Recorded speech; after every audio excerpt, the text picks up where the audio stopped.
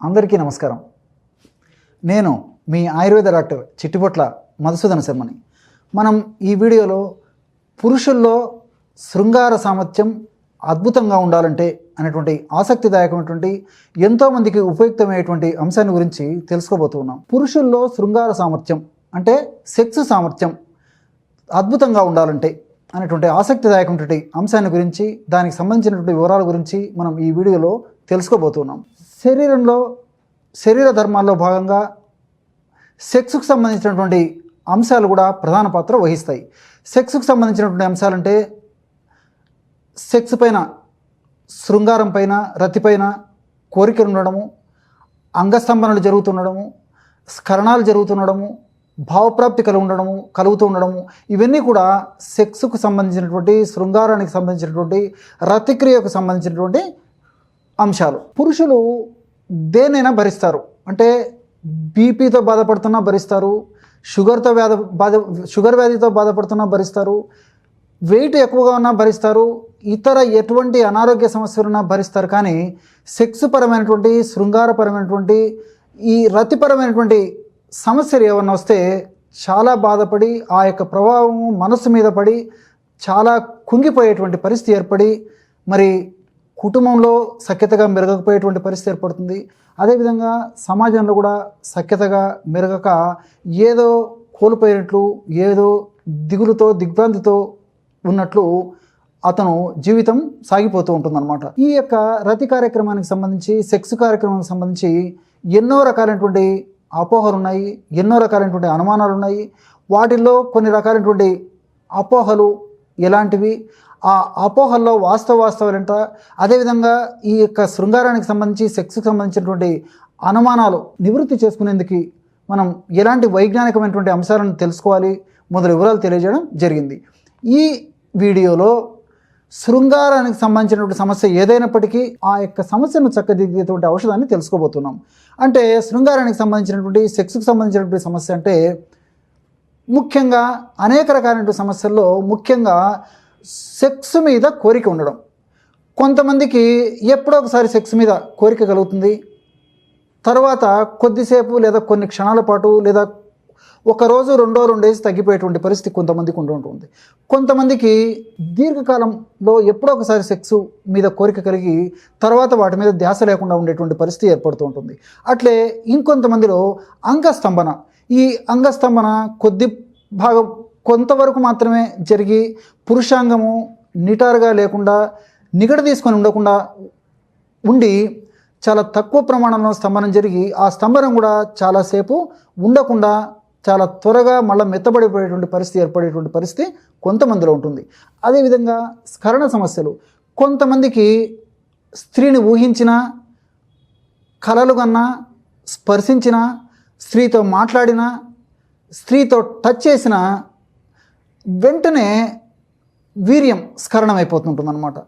కొంతమందిలో ఎంతసేపటికి వీర్యం స్ఖలనం కాక మరి ఆ భాగస్వామి ఇబ్బంది పడేటువంటి పరిస్థితి ఏర్పడుతూ ఉంటుంది. అదేవిధంగా పురుషుడు కూడా ఇబ్బంది పడేటువంటి పరిస్థితి కొంతమందిలో కలుగుతుంటుంది.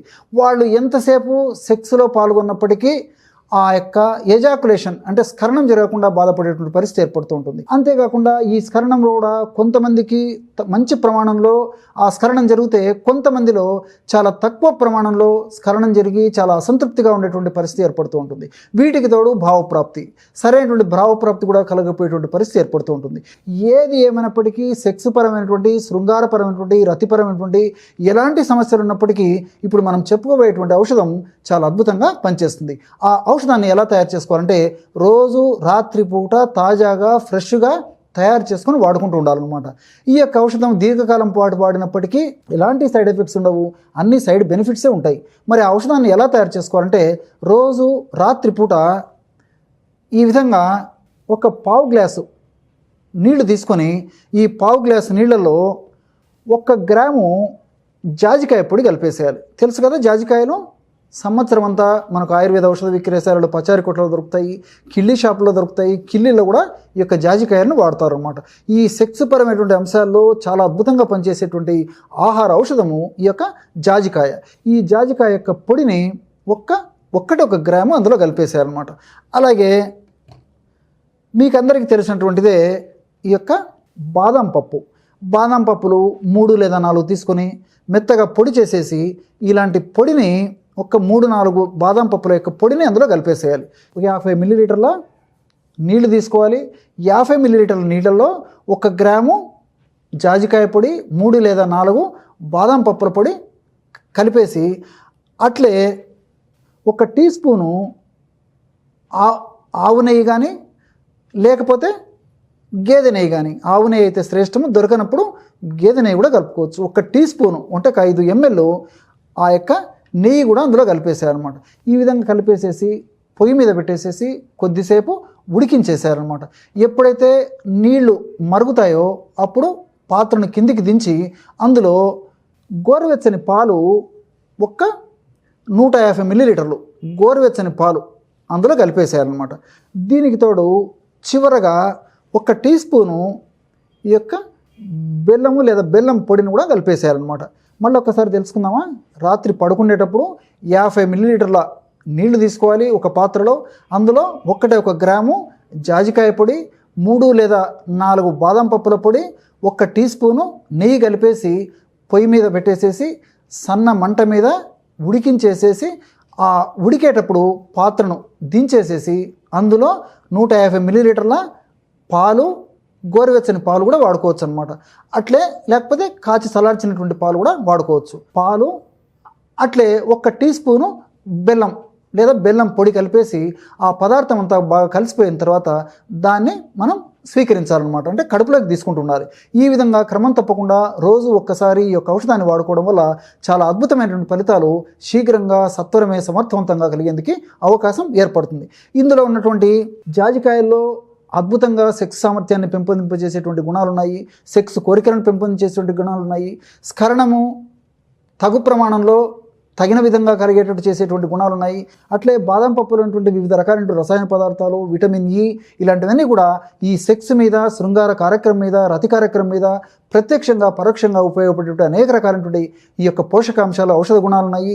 నెయ్యిలో ఉన్నటువంటి నైట్రేట్స్ వల్ల పురుషాంగంలోకి రక్త ప్రసరణ బాగా జరిగి పురుషాంగము గట్టిగా నిబిడీకృతమయ్యి చాలాసేపు దృఢంగా ఉండేందుకు కూడా నెయ్యి ఉపయోగపడుతుంది. అదేవిధంగా పాలలో ఉన్నటువంటి B12, ఇతర కాల్షియము, మెగ్నీషియము, పొటాషియం ఇలాంటి అనేక రకాలైనటువంటి రసాయన పదార్థాలు కూడా పోషణకు ఉపయోగపడమే కాకుండా సెక్స్ సామర్థ్యాన్ని వృద్ధి చేసేందుకు కూడా ఈ యొక్క పాలు ఉపయోగపడతాయి.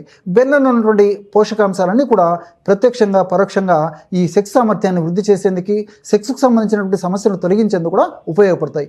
అంతేకాకుండా ఈ యొక్క పదార్థాలు అన్నీ వాడుకోవడం వల్ల మెదడులో మనకి తృప్తిని కలగజేసేటువంటి, సంతోషాన్ని కలగజేసేటువంటి హ్యాపీ హార్మోన్స్, అనేక రకాలైనటువంటి హ్యాపీ హార్మోన్స్ అంటే డోపమిన్, గాబా అలాంటి అనేక రకాలైనటువంటి హ్యాపీ హార్మోన్స్ కూడా ఉత్పత్తి అవుతాయి. కాబట్టి మరి సెక్స్ మీద కోరికలు కలగడమే కాకుండా, సెక్స్ సమస్యలు తగ్గించడమే కాకుండా, సెక్స్ తర్వాత కూడా, రతి కార్యక్రమం తర్వాత కూడా మనస్సు చాలా యాక్టివ్గా, హుషారుగా, ఉల్లాసంగా ఉండి మనలా కూడా సెక్స్లో పాల్గొనేందుకు సిద్ధమయ్యేటువంటి పరిస్థితి మనలో ఏర్పడేటువంటి స్థితి మనకి కలుగుతుంది.